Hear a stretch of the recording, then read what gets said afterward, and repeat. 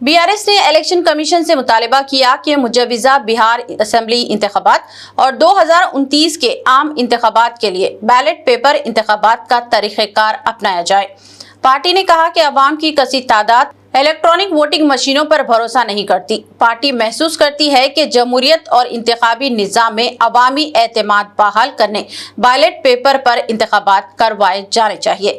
दिल्ली में election commission के इजलास में शिरकत के बाद मीडिया से बात करते हुए बीआरएस वर्किंग सदर KT रामाराव ने कहा कि अमेरिका, बरतानिया, जर्मनी और इटली जैसे ममालिक ने इलेक्ट्रॉनिक वोटिंग मशीनों का इस्तेमाल किया था, ताहम अवामी एतमाद टूट जाने के बाद उन्होंने इसका इस्तेमाल बंद कर दिया।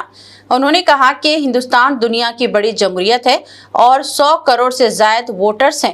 ऐसे में बैलेट पेपर पर वापसी की जानी चाहिए ताकि जमहूरी अमल में अवाम का एतमाद बहाल हो सके। उन्होंने इस बात पर भी तशवीश का इजहार किया कि वोटिंग मशीनों के जरिए इंतखाबी नताइज में उलट फेरी की जा रही है।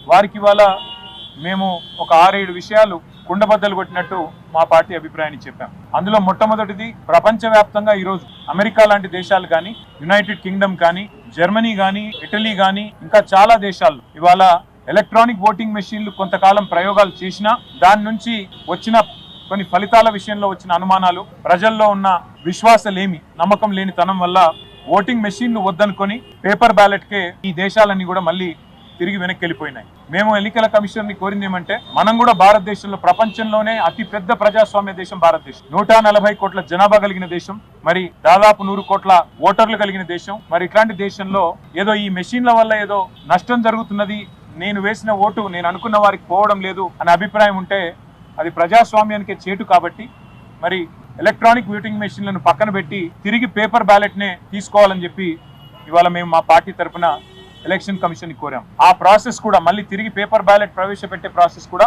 బీహార్ ఎన్నికల నుంచే ప్రారంభించండి. నవంబర్ లో జరగాల్సి ఉన్న బీహార్ ఎన్నికల్లోనే తిరిగి పేపర్ బ్యాలెట్ ప్రవేశపెట్టండి. ఆ తర్వాత వచ్చే సాధారణ ఎన్నికల్లో అన్నింటిలో కూడా ఖచ్చితంగా మళ్ళీ పేపర్ బ్యాలెట్ తోనే నిర్వహించాలని చెప్పి కూడా మా పార్టీ తరఫున కుండబద్దలు కొట్టినట్టుగా మా అభిప్రాయాన్ని చెప్పాం.